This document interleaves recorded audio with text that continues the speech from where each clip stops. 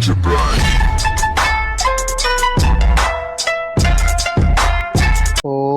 सदाशिवसमारंभां श्रीशंकराचार्यमध्यमाम् अस्मदाचार्यपर्यन्तां वन्दे गुरुपरम्पराम्। वाक्चकारं वररुचिं भाष्यकारं पतञ्जलिं पाणिनिं सूत्रकारं च प्रणतोऽस्मि मुनित्रयम्। नमस्ते शारदे देवी काश्मीरपुरवासिनी त्वामहं प्रणौमि नित्यं विद्याबुद्धिश्च देहि मे। नमो नमः समेभ्यः भवतां सर्वेषाम् अद्यतनीय संस्कृतकक्षायां स्वागतम वंदनम अभिनंदनम। मित्रों, जैसा कि आप सब जानते हैं, यहाँ हम जुड़े हैं संस्कृत कक्षा सरल संस्कृत व्याकरण के अध्ययन के लिए। यहाँ पर कुछ नए लोग भी हैं और कुछ पुराने लोग भी हैं। तो जो नए हैं उनसे मैं निवेदन करूंगा कि हमारी जो पुरानी संस्कृत कक्षाएं हैं वो इसी सर्वर पे संस्कृत यूट्यूब करके एक चैनल है, उस पे संस्कृत की पुरानी कक्षा है, तो आप वहां से उन पुरानी कक्षाओं को पढ़ें और जो आपका विषय छूट गया है उसको पूर्ण करें। इस समय जो है हम कारक और विभक्तियों के विषय में पढ़ रहे हैं। अभी तक हमने विभक्तियों के विषय में उपपद विभक्तियों के जानते हुए हम प्रथमा से लेकर हमने जो है पंचमी पर्यंत जो उपपद विभक्तियों के जो विशिष्ट नियम होते हैं ना, जो जो हमें आवश्यक हैं, सारे तो नहीं, जो आवश्यक है उन नियमों को हमने जान लिया है। आज की कक्षा में हम शेष जो हमारी षष्ठी और सप्तमी विभक्ति बची है उनके विषय में जानेंगे। और साथ में अब हमारा अंतिम, हम समझ लीजिए इस कक्षाओं के अंतिम पड़ाव पे है, तो हम जो है समास के विषय में, क्योंकि संस्कृत में समास जो है वो भी एक महत्वपूर्ण अंग है। समास का परिचयात्मक ज्ञान, और अगर समय शेष रहा तो हम अव्ययी भाव समास के विषय में जानेंगे। तो जैसा कि आप यहाँ देख रहे हैं, आज का हमारा शीर्षक है उपपद विभक्ति षष्ठी और सप्तमी। तो जैसा कि हम पूर्व कक्षाओं में पढ़ते हुए आए हैं कि जो षष्ठी विभक्ति का जो कारक है, ठीक है, संबंध कारक, वह जो है कारकों में नहीं गिना जाता है, ठीक है, क्योंकि कारक का अर्थ ही होता है संबंध। तो ये है तो कारक कारक, लेकिन इसको कारक अलग से नहीं मानता, क्योंकि जो है इस संबंध का अर्थ ही होता है कारक, ठीक है। अब षष्ठी, तो हम देखते हैं कि षष्ठी विभक्ति कहाँ कहाँ होती है। तो जैसे इसका एक सूत्र आता है षष्ठी से जितनी भी, देखिए, कर्ता, कर्म, करण, संप्रदान, अपादान और अधिकरण, ठीक है, और प्रातिपदिकार्थ विभक्तियों, यानी कि जो संबोधन है ना, इन सभी से जो शेष बच गया है, तो क्या शेष बच गया, तो कर्ता में प्रथमा हो गई, कर्म में द्वितीया कर दी हमने, करण में तृतीया कर दी, संप्रदान में चतुर्थी, अपादान में पंचमी और अधिकरण में हम आगे सप्तमी करेंगे। तो जो शेष बचता है, यानी कि जितना भी अब बचा है, उसमें कौन सी विभक्ति होगी, षष्ठी विभक्ति। ये इसका अर्थ बता रहे हैं, ठीक है। आगे षष्ठी का अर्थ होता है संबंध। तो किसी भी दो व्यक्तियों के बीच में अथवा दो संज्ञाओं के मध्य अथवा व्यक्ति और वस्तु के मध्य संबंध को जो बताया उसे ही हम क्या कहते हैं, षष्ठी विभक्ति कहते हैं, संबंध कहते हैं। जैसे कि यहाँ पर लिखा हुआ है राज्ञः पुरुषः, यानी राजा का पुरुष। इनका कारक चिन्ह क्या होता है, हम पढ़े हुए हैं, का, के, की, आपका, आपके, आपकी, और रा, रे, री, तुम्हारा, तुम्हारे, तुम्हारी, ठीक है। तो ये इसके 6 जो हैं कारक चिन्ह होते हैं। ऐसे ही राज्ञः पुरुषः अर्थात राजा का पुरुष। गंगायाः जलम, गंगा का जलम। अच्छा, और देखें यहाँ पे राज्ञः में षष्ठी है, जैसे रमायः बनेगा तो वहां गंगायाः षष्ठी विभक्ति। जैसे रामस्य बनता है, वैसे ही दशरथस्य पुत्रः, तो जो दशरथ है और उसका पुत्र है, तो दोनों के बीच में संबंध है, तो दशरथ का पुत्र, तो यहाँ पे षष्ठी विभक्ति होगी। तो संबंध के विषय में बताने के लिए षष्ठी विभक्ति होती है। इसका दूसरा नियम जो है षष्ठी का, वो है षष्ठी हेतु प्रयोग, यानी जहां पर हमें हेतु बताना होता है, यानी हेतु, हेतु का अर्थ कारण ना, कि इस कारण से, ठीक है। अच्छा, देखिए, याद ये रखना है हमको, जहां पे हम कारण बताते तो हैं परंतु वहां पर हेतु शब्द प्रयोग नहीं करते हैं, तो वहां पे तृतीया विभक्ति होती है। परंतु जहां पर हम हेतु शब्द का प्रयोग करते हैं वहां पर षष्ठी विभक्ति होती है, ठीक है। तो समझते हैं कैसे, उदाहरण से, कि जैसे छात्रः अध्ययनस्य हेतोः, ठीक है। तो यहाँ पे जो हेतु शब्द आ गया है, इसलिए इस अध्ययन शब्द में षष्ठी विभक्ति हो गई है। प्रयागे वसति, यानी कि जो छात्र है वो अध्ययन के लिए, देखो यहाँ पर हम बोल क्या रहे हैं, के लिए, चतुर्थी बोल रहे हैं, तो चतुर्थी संप्रदान के लिए, परंतु यहाँ चूंकि हेतु शब्द आ गया है इसलिए यहाँ पर हम क्या करेंगे, षष्ठी विभक्ति करेंगे। तो जहां पर हेतु शब्द का प्रयोग होता है, ठीक है, वहां पर क्या हो जाता है, षष्ठी। हेतु का, जब आप हेतु का प्रयोग करेंगे और बाद में क्योंकि पा है वर्ग का प्रथम अक्षर है, तो यहाँ पर हम विसर्ग संधि पढ़ के आए हैं, तो विसर्ग का ओ हो जाता है, इसलिए यहाँ पर हेतु इस प्रकार से लिखा हुआ है। छात्रः अध्ययनस्य हेतोः प्रयागे वसति, यानी जो छात्र है वो अध्ययन के लिए प्रयाग में रहता है। ठीक है, जैसे अभी हमारे इजुना जी आ रहे हैं बिल्कुल, तो हम कह सकते हैं कि इजुना अध्ययनस्य हेतुः गुरुकुले गमिष्यति, जाएंगे भविष्य काल में नहीं। ठीक है, आगे आगे बढ़ते हैं। सहा, वह धनस्य हेतु सेवते, वह जो है धन के लिए, है ना, धन हेतु, इन दोनों को साथ में, तो हेतु आ गया इसलिए धन शब्द में क्या कर दिया, षष्ठी। तो धनस्य हेतु सेवते, वह धन के लिए सेवा करता है ना। जैसे यहाँ पर उन्होंने हिंदी है तो बड़ा अच्छा किया है, यहाँ पर उन्होंने के लिए बोल दिया, यहाँ पर उन्होंने बोल दिया कि वह धन के हेतु, तो आप के हेतु भी बोल सकते हैं। उसी तरह से सा अन्नस्य हेतु वसति, वह अन्न के कारण, तो आप के कारण भी लगा के बोल सकते हैं। ठीक है, के लिए, के हेतु, के कारण, बस याद रखना है कि जहां पर हेतु शब्द आएगा या हेतु शब्द आएगा तो वहां पर आपको क्या करना है, षष्ठी विभक्ति लगा। ठीक है, तो ये इसके दो ही नियम है षष्ठी विभक्ति के, याद बस ये रखना है कि जहां पर भी संबंध बताया जाएगा जिन दो चीजों के मध्य में, तो जिसका संबंध, देखो हम बोल भी रहे ना, जिसका, का के की, तो जिसका संबंध बताया, जैसे दशरथस्य पुत्रः रामः, तो दशरथ का संबंध हम बता रहे हैं राम से। ठीक है, और अगर उसका उल्टा कर दें कि रामस्य पिता दशरथ, यहाँ पर हम राम का संबंध बता रहे हैं इसलिए राम में षष्ठी हुई, वहां हम दशरथ का संबंध बता रहे हैं इसलिए दशरथ में षष्ठी। तो इस प्रकार से षष्ठी हुई। अब आ जाते हैं सप्तमी और अंतिम विभक्ति पे। तो सप्तमी का जो कारक है वो है अधिकरण। अधिकरण का अर्थ मैंने आपको पहले बताया था, इसको हम कहते हैं आधार। तो इसके लिए सूत्र प्राप्त होता है आधार, आधारोधिकरणम, यानी आधार ही क्या है, अधिकरण है। आधार कहते हैं जिसके, जैसे हम यहाँ पर समझ लीजिए पृथ्वी पर हैं, तो देखो हम बोल भी रहे हैं पृथ्वी पर हैं, इसके चिन्ह क्या क्या हैं, इसके चिन्ह है मैं, पे और पर। जैसे पूछा हमारे भाई ने कि भाई मोबाइल कहाँ पर है, तो आपने कहा टेबल पर है ना। आपने माता जी से पूछा कि माता जी मेरी पुस्तकें कहाँ हैं, तो माता ने कहा अलमारी में रखी है। ठीक है, और कई जगह पे भी बोल देते हैं कि टेबल, चश्मा कहाँ टंगा हुआ है, तो चश्मा जो है एंगल, क्या बोलते हैं, पे रस्सी में टंगा हुआ, रस्सी पे टंगा हुआ है इत्यादि। तो मैं, पेपर इनके क्या है, कारक चिन्ह। चलिए, तो आधारोधिकरणम, आधार को ही अधिकरण कहा। ठीक है, अब यहाँ पर जो है विस्तार से बता रहे हैं, आधार के तीन प्रकार के भेद होते हैं।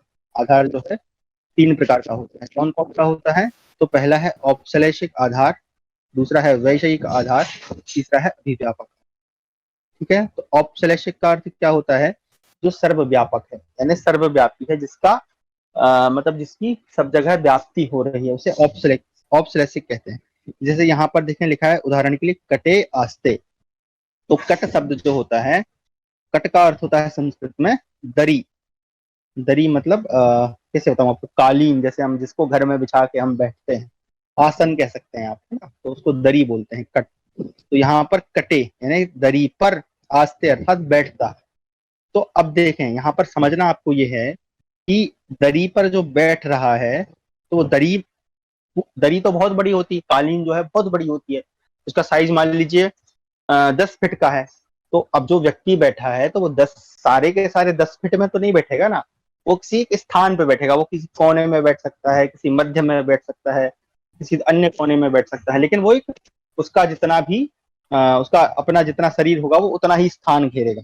परंतु जब हम बोलते हैं तो हम बोलते हैं कि वह दरी पर बैठा है, इसका मतलब ये नहीं कि वो पूरी दरी पे बैठा है ना, वो बैठा है किसी, जैसे आप कहाँ रहते हो, तो आपने कहा घर में रहते हैं। घर में आप, ऐसा नहीं कि सारे घर में आप ही रहते हो, है ना, आप अपने, आपका कोई कमरा होगा, आपका कोई स्थान विशेष होगा जहाँ आप भोजन करते हैं, सोते हैं। तो कहने का अर्थ ये है कि जहाँ पर सर्वव्यापक अर्थ आता हो, है ना, कि वो जो है सब जगह व्याप्त है। जैसे ईश्वर कहाँ रहता है, तो कहा सब जनों के जो सभी मनुष्य हैं उनके हृदय में रहता है। ठीक है, तो सर्वव्यापक। आधार को कहते हैं औपश्लेषे, कटयास्थ दरी पर बैठा है। दूसरा है वैषयिक आधार, तो ये विषय शब्द से बना हुआ है।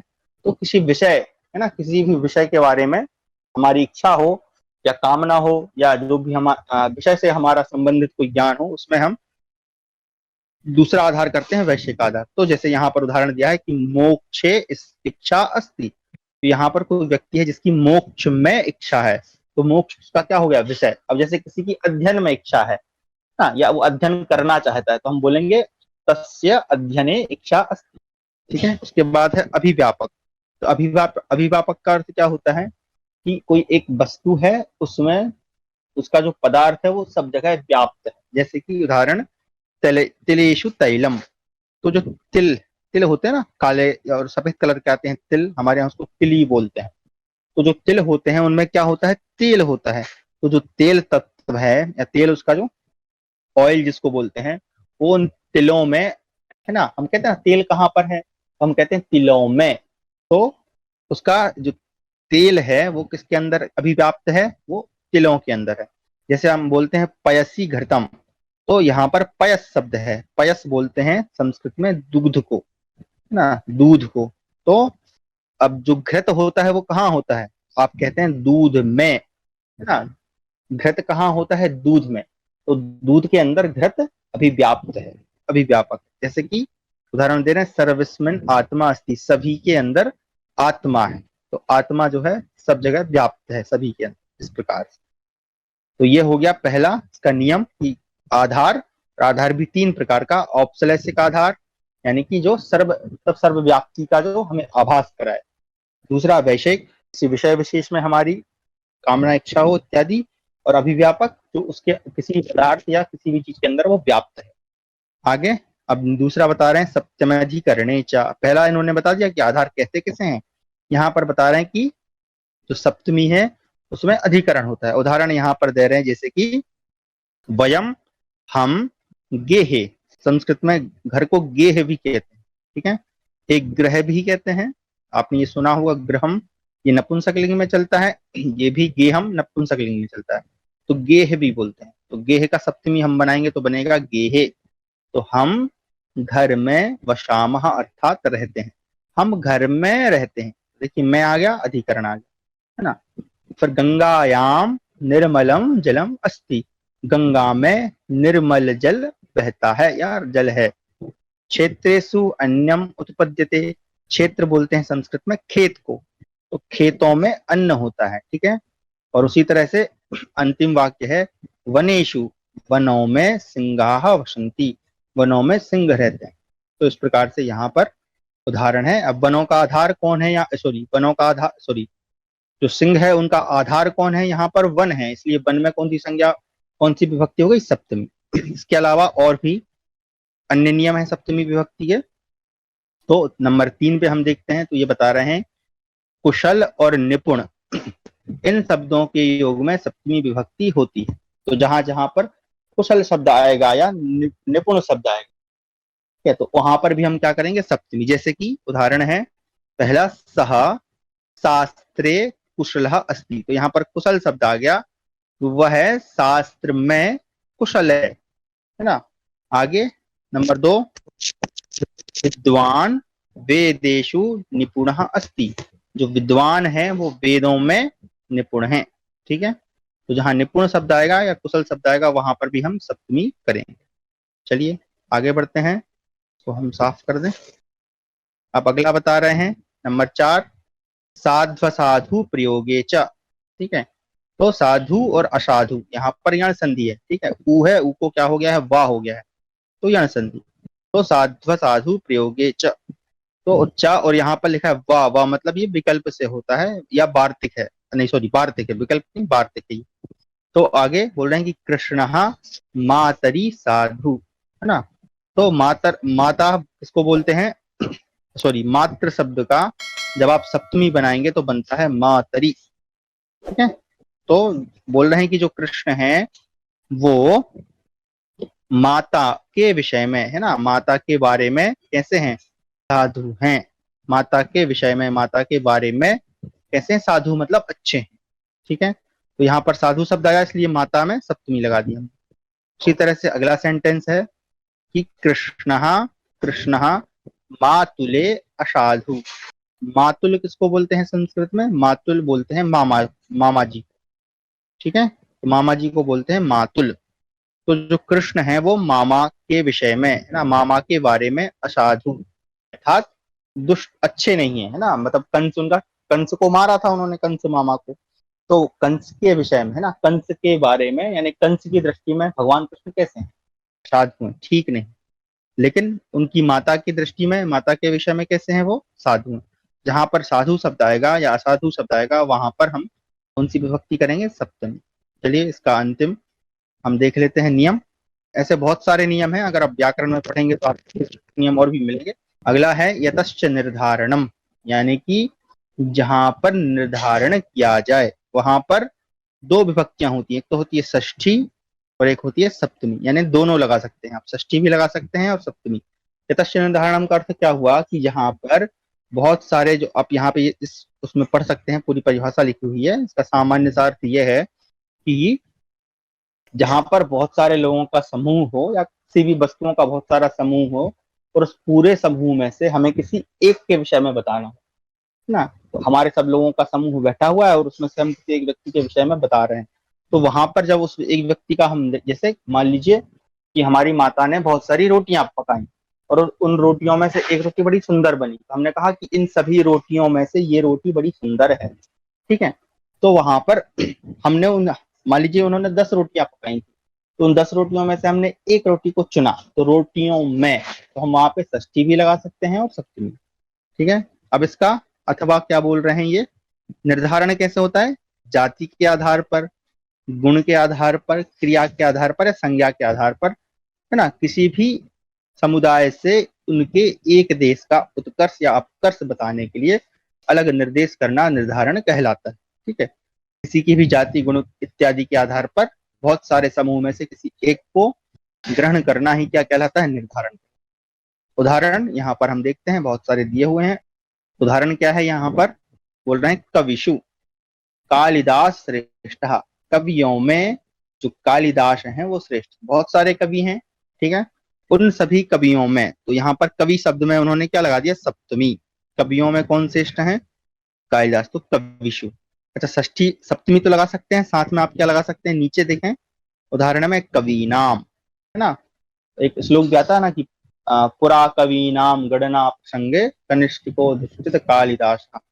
तो बोल रहे हैं कि जो कालिदास हैं वो कवियों में, तो यहाँ पर कवि नाम भी बोल सकते हैं, षष्ठी भी बोल सकते हैं और कविशु सप्तमी भी बोल सकते हैं। ठीक है, दोनों लगा सकते हैं। आगे, नदीशु गंगा पवित्रतमा। अब नदियों में, तो जितनी भी नदियां हैं उन सभी नदियों में हम मानते हैं कि गंगा जो है वो पवित्रतम है।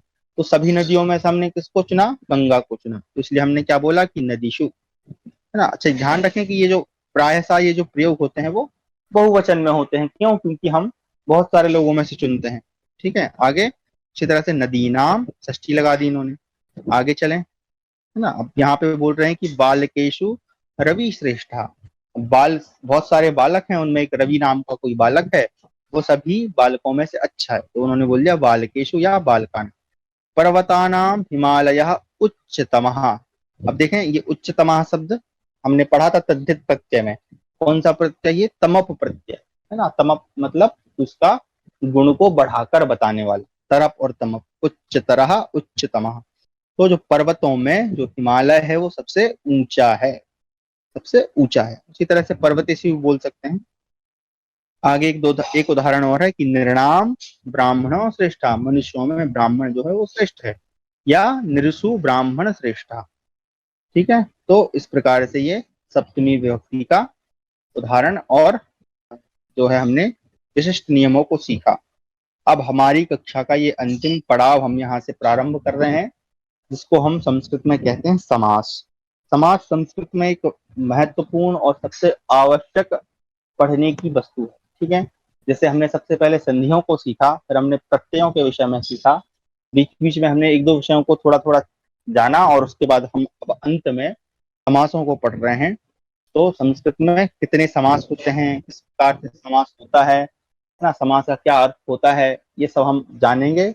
और मुझे लगता है कि आप अगर इसी तरह से पढ़ते रहे तो हम अंतिम मतलब आगे आने वाले 2 या 3 दिनों में ना, मतलब आज की कक्षा छोड़ के 2 या 3 दिनों तक जो है हम इसको समाप्त कर देंगे, और फिर हमारा जो संस्कृत का जितना भी हमने पढ़ा है वो यहाँ पे हम समाप्त कर देंगे। उसके बाद फिर आप लोग जैसा भी निर्णय लेंगे हम वैसा अध्ययन कर लेंगे। तो ये हमारी कक्षा का अंतिम विषय है समास।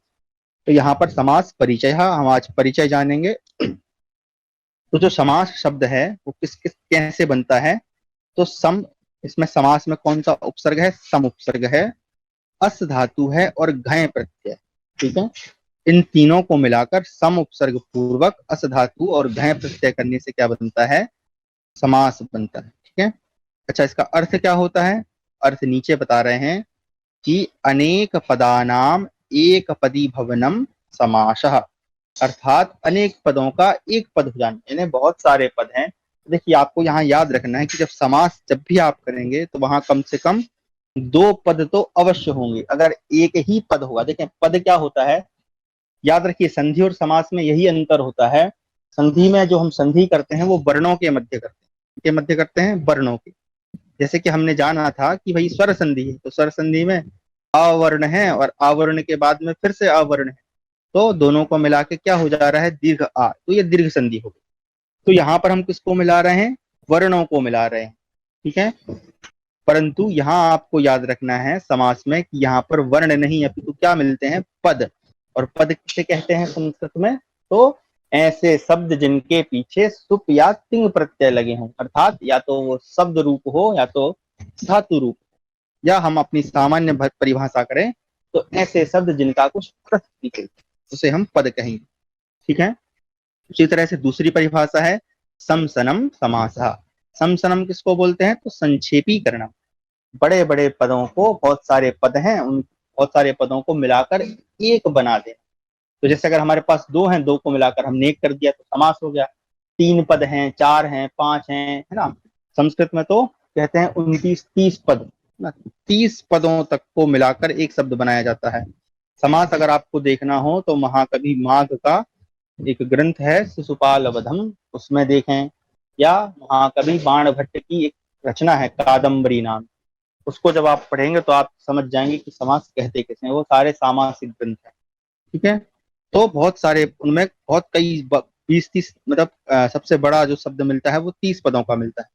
इन ग्रंथों में नहीं, कहीं और है, शायद कभी मिलेगा तो मैं आपको भेज दूंगा। तो 30 पदों को मिलाकर, 30 शब्दों को मिलाकर एक बना दिया गया है, तो उसको कहते हैं समास।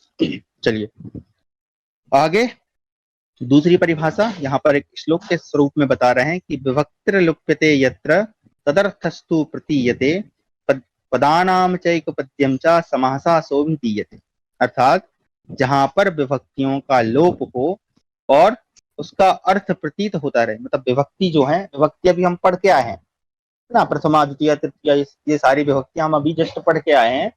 मतलब अब यहाँ पर विभक्ति आप हिंदी में समझने के लिए आप ऐसे समझ सकते हैं कि जहाँ पर जो विभक्तियों के चिन्ह है, जैसे कर्ता ने, तो वो ने है वहां पर उसका लोप होगा। कर्म को, तो कर्म है तो वहां कर्म का जो को है उसका लोप रहेगा, परंतु उसका जो अर्थ है वो निकलता रहे। ठीक है, क्योंकि जब हम 2 पदों को मिलाएंगे तो दोनों मिलके एक पद हो जाएगा। एक पद होने से क्या है, विभक्ति तो हट जाएगी, परंतु हट जाएगी मतलब वो अदृश्य हो जाएगी, लेकिन उसका अर्थ जो है निकलता रहेगा। पदानाम चैक पद्यम च, ऐसे अनेक पद मिलाकर जो एक पद बन जाता है उसे क्या कहते हैं, समास कहते हैं। उदाहरण यहाँ पे नीचे दे रहे हैं, जैसे कि दशरथस्य पुत्रः, तो 2 पद हैं, देखें, एक पद है दशरथस्य, षष्ठी विभक्ति है, और पुत्रः, तो ये पुत्रः में कौन सी विभक्ति है, प्रथमा विभक्ति। अब ये 2 अलग विभक्तियों को मिलाकर एक पद, ये एक पद, ये इन दोनों को मिलाकर एक पद बना दिया, दशरथ पुत्रः। तो यहाँ पर देखें, जब दशरथ पुत्र हमने बनाया तो एक पद बन गया। अब ये एक पद जो है वो प्रथमा विभक्ति में ही बन गया। तो यहाँ पर जो दशरथ में षष्ठी विभक्ति थी वो हट गई, हट गया था, वो अदृश्य हो गई, उसका लोप हो गया, और ये समस्त पद किस विभक्ति में परिवर्तित हो गया, प्रथमा में। तो अर्थात ये 2 अलग अलग विभक्तियों के पदों को जब हमने एक बनाया, इसी को हम क्या कहेंगे, समास कहेंगे। ठीक है, चलिए ये सामान्य सी परिभाषा दूसरे उदाहरण से और अच्छे से समझते हैं कि पीतम अंबरम यस्य सः। तो यहाँ देखें 1 2 3 4 पद हैं, तो चारों पदों को मिलाया, ठीक है। यहाँ पर नपुंसकलिंग नपुंसकलिंग, षष्ठी विभक्ति और प्रथमा विभक्ति, है ना। और यहाँ पे भी प्रथमा प्रथमा विभक्ति है, पीतम अंबरम। तो इन सबों को मिलाकर एक पद बना लिया, क्या बना लिया, पीताम्बरः। तो ये पीताम्बरः में कितनी सारी विभक्तियां थी, उनको मिलाकर एक बना दिया। तो ऐसे कई सारे पदों को मिलाकर एक बनाना ही क्या कहलाता है, समास कहलाता है। आगे और भी परिभाषा है। अब आते हैं नंबर इसके विग्रह पे। अब विग्रह क्या होता है, तो जब समास जो होता है वो विग्रह से ही जाना जाता है। प्रत्यार्थावबोधकम वाक्यम विग्रह, अर्थात समास वृत्ति के अर्थ का बोध कराने के लिए जो वाक्य होता है उसे विग्रह कहते हैं, ठीक है। यानी कि कोई एक समस्त पद है, जैसे कि यहाँ पर देखो उदाहरण में लिखा है पीताम्बरा, तो यहाँ पर वो दे रहे हैं कि पीताम्बरा, ये जो पीताम्बरा जो सामासिक पद है, समस्त पद है, क्योंकि बहुत सारे पदों से मिलकर बना है। अब इस पद का अर्थ बताने के लिए, इस पद का सही अर्थ करने के लिए हम क्या करेंगे, जब उसका विग्रह करेंगे, इसको अलग अलग करेंगे, तो यही इसका क्या कहलाएगा, विग्रह कहलाएगा। यानी पदों, बहुत सारे पद पहले से मिले हैं, उनको अलग अलग करना, है ना, जैसा जैसा होता है उसको ही क्या कहते हैं, विग्रह कहते हैं, ठीक है। समास किसको कहते हैं, अनेक सारे पदों को मिलाना समास होता है, और उस समस्त पद को अलग अलग करना क्या होता है, विग्रह होता है। संधियों में हम विच्छेद करते हैं, समास में हम विग्रह करते हैं, ठीक है। आगे बढ़ते हैं। अब विग्रह भी दो प्रकार का होता है। कौन कौन सा होता है, तो लौकिक विग्रह और अलौकिक विग्रह। लौकिक विग्रह क्या होता है कि लोक के समझने लायक विग्रह को लौकिक विग्रह कहते हैं। जो हम और आप, जो सामान्य मनुष्य हैं, जिसको आसानी से समझ जाए, उसे हम लौकिक विग्रह कहते हैं। जैसे यहाँ दशरथ पुत्र, जैसे यहाँ पर है दशरथ, ये समस्त पद है। अब इसका जब हम लौकिक विग्रह कर रहे हैं, तो हमने अलग अलग कर दिया, षष्ठी विभक्ति दशरथस्य पुत्र, यानी दशरथ का पुत्र। तो ये समास समस्त पद का लौकिक विग्रह क्या हो गया, दशरथस्य पुत्र, नीचे। परंतु अब इसका जो अलौकिक विग्रह है वो क्या कहलाता है, तो बोल रहे हैं कि जो व्याकरण शास्त्र की प्रक्रिया दर्शाने हेतु, अर्थात शास्त्रीय प्रक्रिया के लिए विग्रह होता है, उसे अलौकिक विग्रह कहते हैं। तो व्याकरण, जैसे जो व्याकरण शास्त्र है उसमें जैसे विग्रह होता है उसको हम अलौकिक कहते हैं। तो यहाँ पर लिखा हुआ है दशरथ दशरथ गश पुत्र सु। तो ये गश क्या है, गश जो है षष्ठी विभक्ति का प्रत्यय है। एक सेकंड, गलत लिख रहा हूं मैं, गश, है ना। गश जो है वो कहाँ, कौन सी विभक्ति का प्रत्यय है, षष्ठी विभक्ति का प्रत्यय है। तू कौन सी विभक्ति का प्रत्यय है, ये प्रथमा का, है ना। मैंने आपको बताए थे 21 प्रत्यय होते हैं विभक्तियों के, सु औ जस अम औ सस, है ना, एक पूरा लिस्ट भेजा था आप। तो उनमें षष्ठी विभक्ति की प्रथमा में आता है गश, और प्रथमा विभक्ति के एक वचन में आता है सु। तो जब इस प्रकार से लिखेंगे तो वह क्या हो जाएगा, अलौकिक विग्रह। अब आपको अलौकिक विग्रह पढ़ने की आवश्यकता नहीं है, आप हमें केवल लौकिक विग्रह समझ। तो ये क्या कहलाता है, समास कहलाता है, ठीक है। चलिए, तो ये आपका था समास। अब आते हैं समास के भेद पे, ठीक है। तो अब पढ़ते हैं। तो जो लघु सिद्धांत कौमुदी है, उसके जो लेखक हैं वरद राजाचार्य, इनके अनुसार समाज के 5 प्रकार हैं। इसके लिए सूत्र आता है समासः पंचधा। लेकिन ठीक है, लेकिन जो हमारी सामान्य शिक्षा परिषद है या माध्यमिक शिक्षा परिषद जो है, उसके अनुसार क्या होता है, समाज के 6 भेद होते हैं, ठीक है। और यहाँ पर ये चूंकि यूपी टेट परीक्षा के विषय में है, तो यहाँ पर वो लिख दिया कि परीक्षा में अगर कभी आ जाए तो 6 ही भेद बताना है आपको, है ना। व्याकरण शास्त्र में तो समाज के 5 ही भेद कहे गए। कितने कहे गए हैं, 5। परंतु जो हम आजकल जो हम पढ़ते हैं या लोक में हम जब सामान्य संस्कृत पढ़ते हैं, तब कितने बताते हैं, 6 भेद बताते हैं। अगर आप भी कहीं परीक्षा दे रहे हैं और आपसे पूछ रहे हैं कितने भेद है, तो आप भी 6 ही बताइएगा। चलिए, तो अब कौन कौन से भेद हैं, तो क्रमशः यहाँ पर हम शुरू करते हैं। अब व्ययी भाव, तत्पुरुषः, कर्मधारयः, दिगुः, द्वंद्वः और बहुव्रीहि। अंतिम कौन सा है, बहुव्रीहि। यहाँ पर आपको ध्यान रखने वाली बात है कि जो एक हमारे बहुत अच्छे विद्वान हैं भट्टोजी दीक्षित, इन्होंने एक ग्रंथ लिखा है सिद्धांत कौमुदी। इनके अनुसार क्या है कि जो तत्पुरुष है उसका ही भेद क्या है, कर्मधारय समास है, और कर्मधारय का ही भेद कौन सा समास है, द्विगु समास। अतः इनके अनुसार समास 4 ही प्रकार का होता है। मतलब ये कहते हैं, एक बार मैं ऊपर लेके चलता हूं आप लोगों को यहाँ, ठीक है, कि जो ये तत्पुरुष समास, एक सेकंड, ये जो तत्पुरुष समास है इसका ही भेद कौन सा समास है, कर्मधारय है।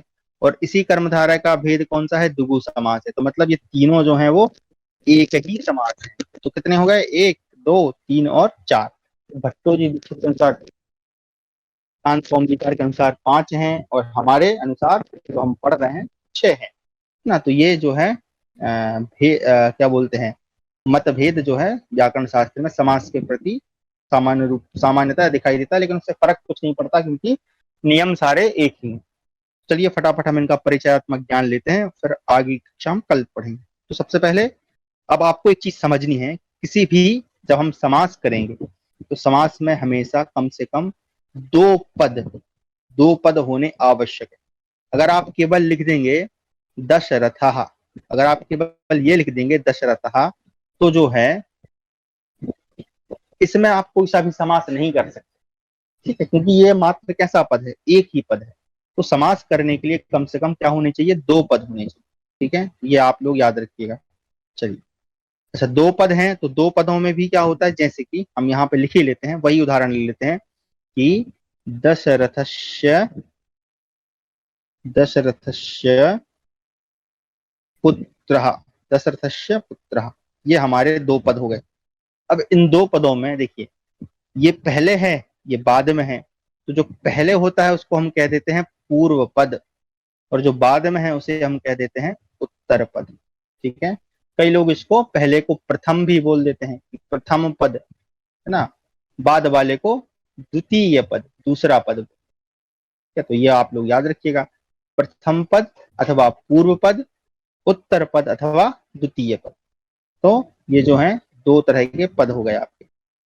चलिए अब तो अव्ययी भाव जो समास है, इसमें क्या होता है, जो अव्ययी भाव समास है, ध्यान से समझिएगा कि वही सरल परिभाषा है कि आगे आपको यही काम देगी। तो अव्ययी भाव समास में क्या होता है कि ये जो पहला पद है या पूर्व पद है, ये क्या होता है, ये अव्यय होता है। ये क्या होता है, अव्यय होता है ना। अव्ययी भाव समास का नाम ही अव्ययी भाव समास है, क्योंकि इसका जो पहला पद है वो क्या होता है, अव्यय होता है। तो अव्यय क्या होते हैं, तो ये हम आपको पहले पढ़ा चुके हैं। देखिए समास को हम अंत में पढ़ाने का हमारा उद्देश्य यही था कि जब आप पहले सारे विषयों की थोड़ा थोड़ा ज्ञान ले लेंगे, क्योंकि समास जब हम पढ़ते हैं तो आपको अव्ययों के विषय में पता होना चाहिए, आपको शुरू पता होना चाहिए, आपको शुरू चाहिए, तभी आप इनको ठीक से समझ पाते। तो इसका जो पहला पद है वो क्या होना चाहिए, अव्यय। अच्छा, दूसरी चीज, जब इन दोनों पदों को हम मिलाएंगे, इसमें हालांकि ये जो उदाहरण है ये अव्ययी भाव का नहीं है, बस समझाने के लिए बता रहा हूं। जब इन दोनों को हम मिलाएंगे तो क्या होगा कि अव्ययी भाव समास का पहला पद होगा अव्यय, और मिलाने पर, दोनों पदों को मिलाने पर वो कौन सा लिंग हो जाएगा, नपुंसक लिंग, भले से दोनों पद किसी भी और लिंग के क्यों ना हो, ठीक है। अव्यय का देखो पहला पद क्या होगा, अव्यय होगा।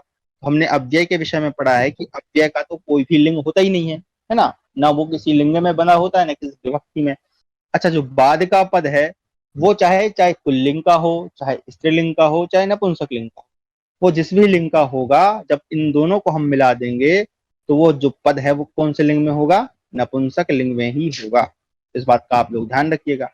चलिए आते हैं नंबर 2, तत्पुरुष समास। तत्पुरुष समास में क्या होता है, सारे प्रथमा विभक्ति को छोड़कर, कौन सी विभक्ति को छोड़कर, प्रथमा को छोड़कर, प्रथमा को छोड़कर इसलिए क्योंकि तत्पुरुष समास का जो दूसरा वाला पद है वो प्रथमा विभक्ति में होता है, और जो पहला वाला पद है वो द्वितीया से लेकर, है ना, द्वितीया विभक्ति से लेकर तृतीया चतुर्थी पंचमी षष्ठी सप्तमी यहाँ तक होता है, यानी 2 से लेकर 7 विभक्तियों तक होता है। देखो अब जब तत्पुरुष समास आप पढ़ोगे तो आपको इन विभक्तियों का ज्ञान होना चाहिए, नहीं तो आपको तत्पुरुष समास समझ नहीं आएगा, इसलिए आपको पहले विभक्तियां पढ़ाई गई। तो इसमें प्रथमा विभक्ति में दूसरा पद हो जाता है, और है ना, तो जरूरत पड़ने पे द्वितीय विभक्ति, तृतीया चतुर्थी पंचमी षष्ठी और सप्तमी, पहला पद इन 7 विभक्तियों का होता है, माफ कीजिए 6 विभक्तियों। अब आते हैं कर्मधारय। अच्छा, कर्मधारय में क्या होता है, यहाँ पर उपमान और उपमेय ये 2 चीजें आती हैं, ठीक है। जब हम इसको पढ़ेंगे तब इनके विषय में डिटेल में जानेंगे। तो जो पहला पद होता है वो उपमान होता है, दूसरा पद उपमेय होता है, ठीक है। फिर आता है द्विगु समास। तो द्विगु समास में क्या होता है, जो 2 पद होते हैं, तो जो पहला पद है, ठीक है, प्रथम पद जो है वो क्या होता है, संख्यावाचक होता है, उसमें ये निश्चित है होता है कि जो पहला पद है वो कैसा होना चाहिए, संख्यावाचक होना चाहिए। तो संख्या भी आप लोग पढ़ चुके हैं, अगर नहीं पढ़ी हैं एक बार पढ़ के देख लीजिएगा। चलिए आगे आता है द्वंद्व समास। तो द्वंद्व समास में क्या है कि इसमें जो दोनों पद हैं, चाहे पहला पद और दूसरा पद, ये दोनों बराबर शक्ति वाले होते हैं, यानी दोनों एक जैसे होते हैं। ठीक है, इन दोनों का इसमें कोई भी प्रधान नहीं होता है। और अब आता है बहुब्रीहि समास। तो इसमें क्या होता है बहुब्रीहि समास में कि इसका जो इसमें जो बहुत सारे पद होते हैं या कई सारे पदों को मिलाकर जो हम बनाते हैं, तो इसमें एक नया अर्थ निकल के आता है। बहुब्रीहि समास में बहुत सारे, एक दो तीन जितने भी पद हों, उन दोनों को या तीनों को मिलाकर जो एक नया पद बनता है, उसमें उसको हम बहुब्रीहि कहते हैं। ठीक है, यहाँ पर आप कर्मधारय में ये समझ सकते हैं कि इसमें प्रथम पद प्रधान होता है। ठीक है, या इसमें प्रधानता किसी की नहीं होती। तत्पुरुष समास में आप कह सकते हैं कि इसका जो पहला पद है वो प्रमुख होता है, दूसरा पद तो प्रथमा में रहना है। तो ये था आपका समासों का परिचय। ठीक है, अब जो है हम कल की कक्षा में यहाँ पर अव्ययी भाव समासः यहाँ से प्रारंभ करेंगे। मुझे लगता है आज के लिए इतना पर्याप्त है। शांति मंत्र के साथ हम समाप्त करते हैं। सर्वे भवन्तु सुखिनः, सर्वे सन्तु निरामयाः, सर्वे भद्राणि पश्यन्तु, मा कश्चित् दुःखभाग् भवेत्। नमो नमः मित्रेभ्यः, पुनः मिलामः।